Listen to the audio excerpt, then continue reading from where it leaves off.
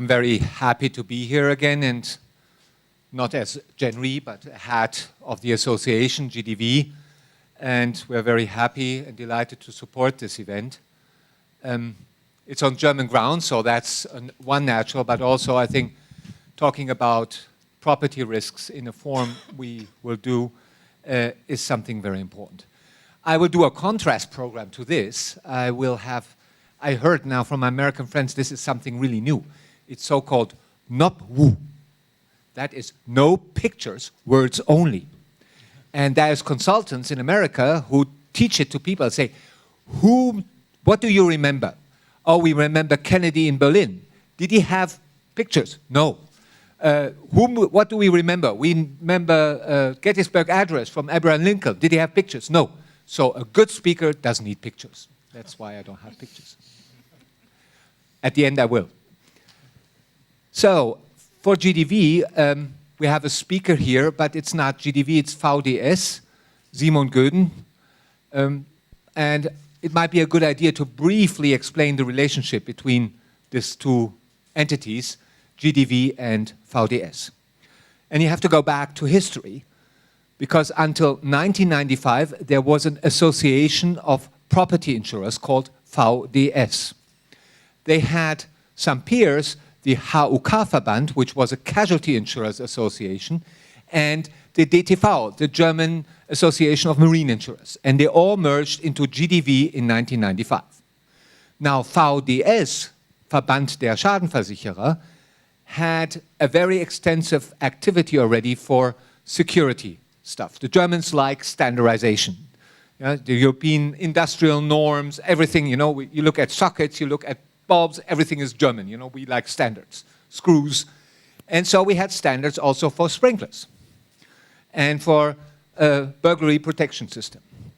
And VDS took these activities, put it into a limited company, which is run for profit as well, and is active in many, many countries. So Simon Göden will explain a little bit more on that.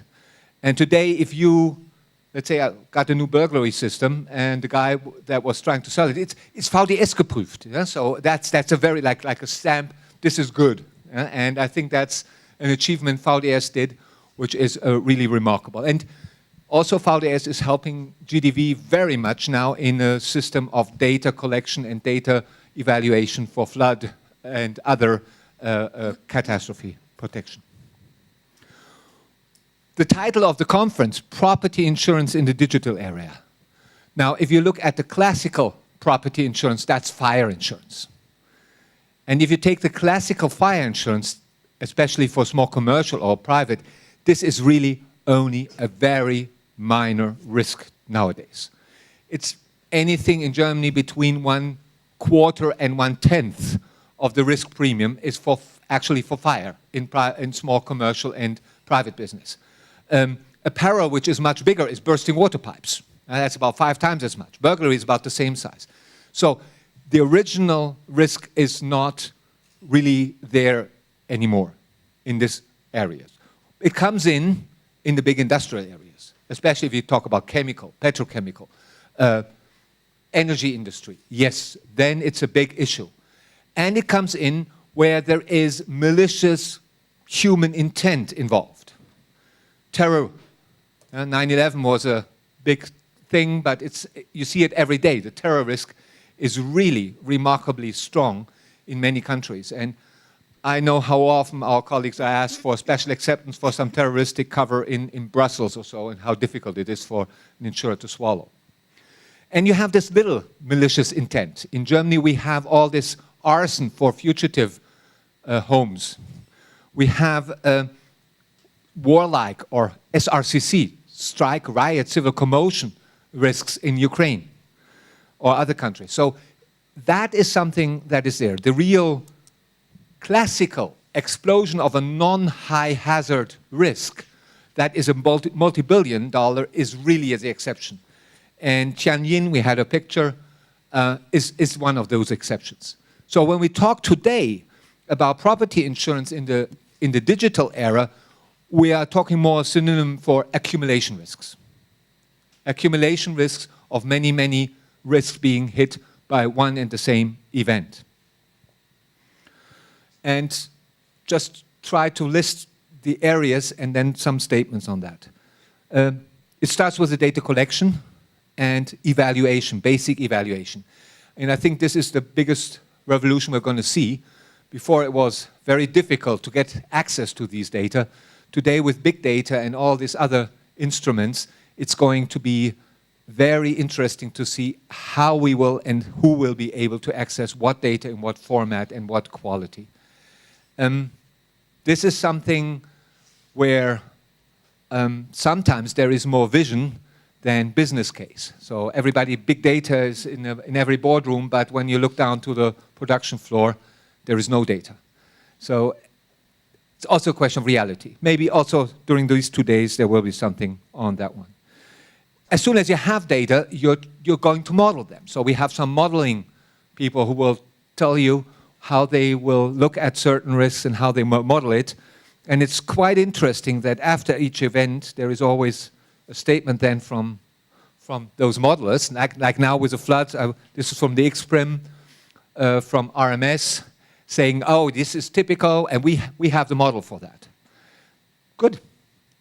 If you have the model for that, that's great. Hopefully it works. Then you have the solution to enhance the penetration of Nat Cat risk. We've seen what is happening here, and we also heard that it may be very difficult to get a protection once you had a flood. Come to that later as a statement, still, that there is sometimes not so, let's say, it's not so simple. And here you have the question of mandatory schemes, pools, state guarantees, state pays part or most of the premium, like for agricultural insurance. So it is not something simple business. It is very often politically engaged, etc. That makes it quite difficult. And when all of that is done, you have financial schemes for protection. Classical reinsurance, you have alternative capital, some guarantees. And all these financial schemes, they rely again on all of those models. As a reinsurer, we see how important it is. If I see, looking at the sheer size of the capital requirements for CAT, natural catastrophe, and the other area is pandemic, which is probably even worse. If you take a very, very big pandemic in today's traveling, fast-traveling world, all the other reinsurance looks like a niche. It's really tiny compared to what you need to go for the accumulation risk. There is new accumulations which may be even bigger, like cyber risk. If you do it wrong there, it could be, well, really a big problem area for the insurers. So you have to be very careful in doing that. That's probably what the reinsurers are. They're more hitting the brakes sometimes. So, being a reinsurer, I have 5 statements, maybe also as food for thought. First, the reinsurers cannot heal the world. They're just too small. If you look at some figures, Aon Benfield estimates at the end of 2015 the world's reinsurers' capital at $665 billion. This is American billion, so European milliards. And on top is about 69 billion of alternative capital in all forms and shapes and sizes, sidecars, all kinds of other schemes. Now, this is about 1/7 of the total insurance capital of 4.2 trillion worldwide, of which most you have to allocate to life insurance and health insurance. So that's not available for a flood.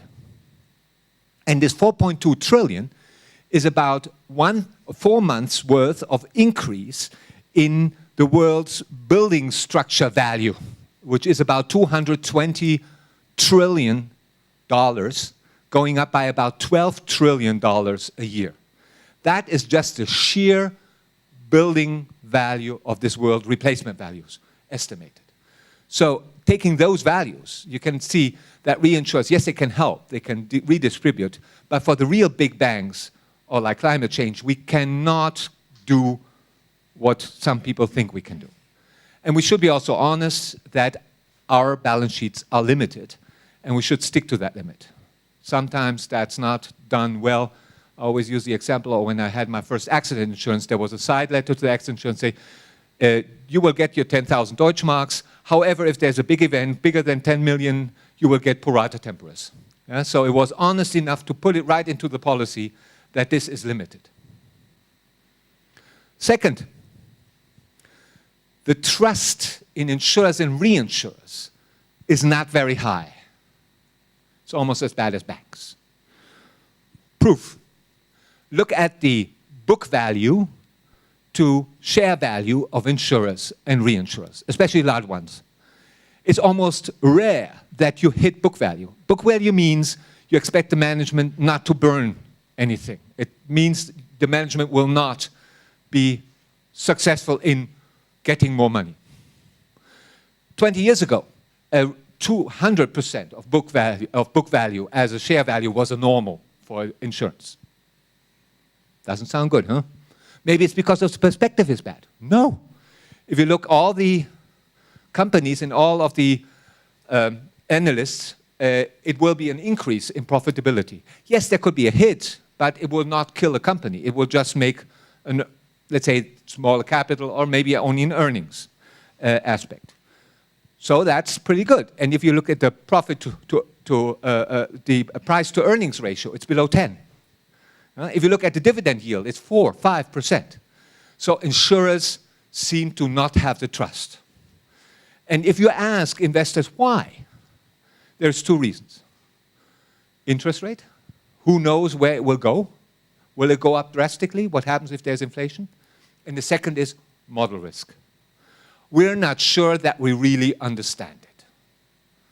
So second food for thought, the modeling, and it's not about only CAT modeling, it's about financial modeling in general, needs to gain more trust in order to make insurers more valuable. Third,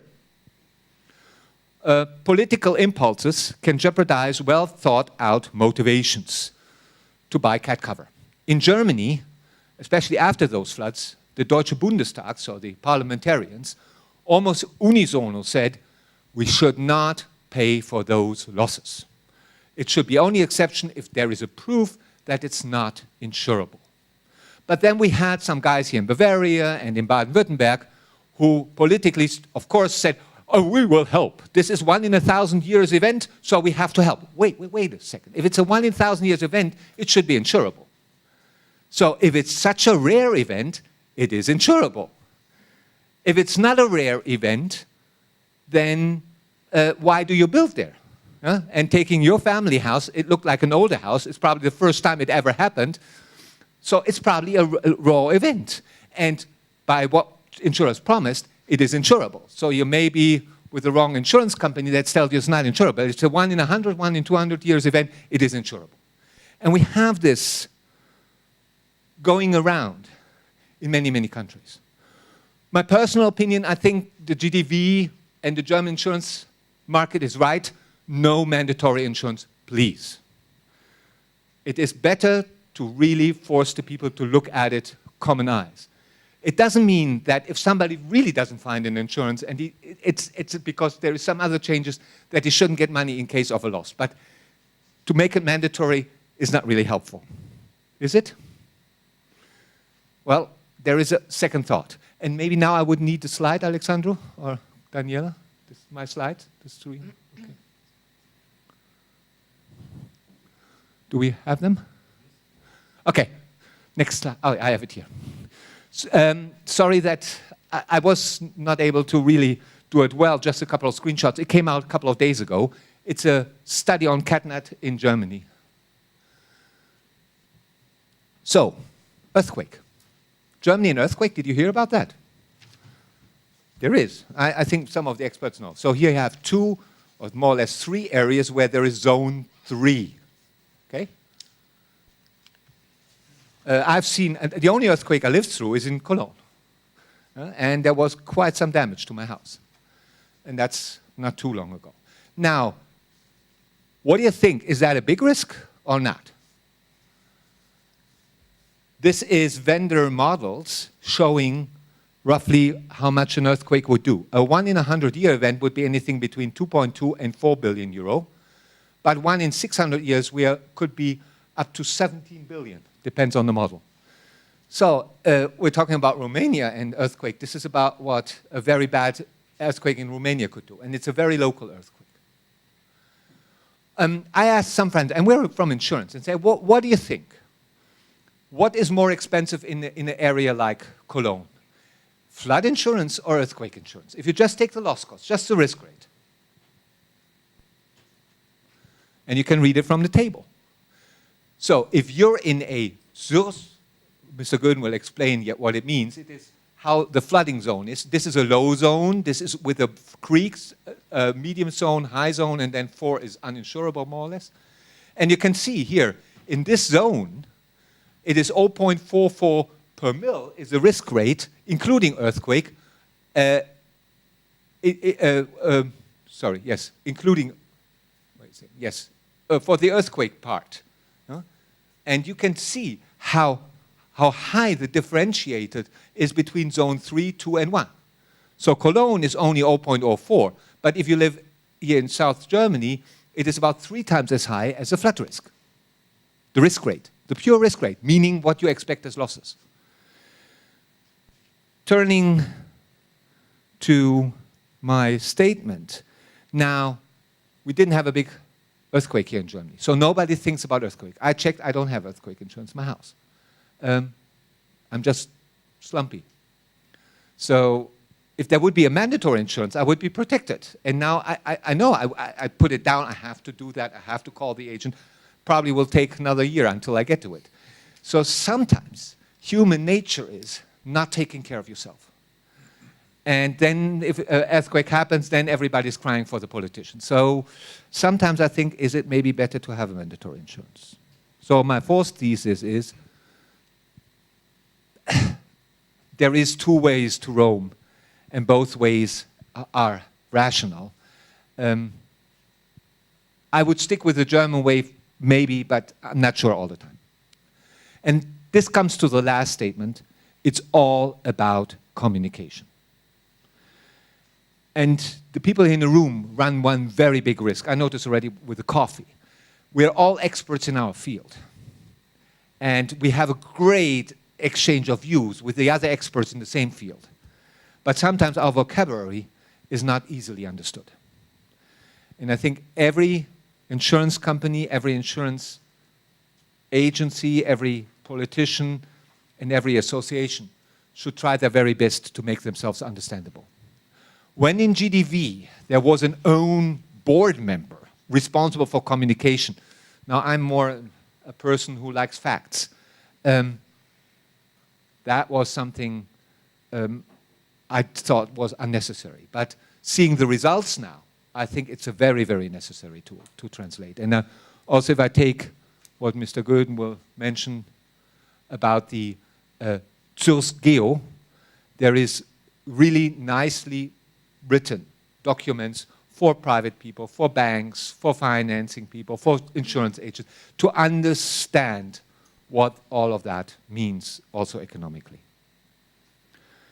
And then, last, not least, coming to the floods as an example, what we see here is the different zones.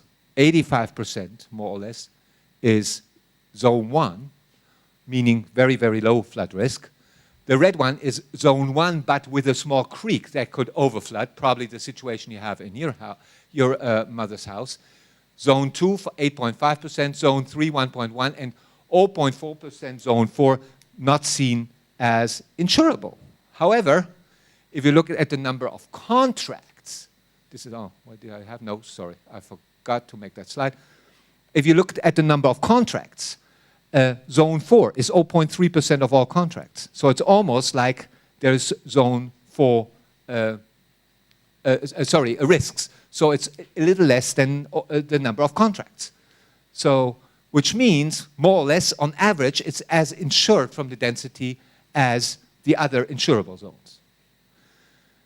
And this is the volume, the number of losses, and the volume is very similar for the different zones. And you can see that especially those flash floods are more or less always in zone 1 or the creek zone. It's not so much the zone 3 and zone 4. So we should also see how much the insurance industry, communication-wise, should see how much it has done for the victims. With these 5 statements, I leave you for the conference. I hope you have an interesting discussion here, and any questions I'm glad to answer. Thanks for your attention.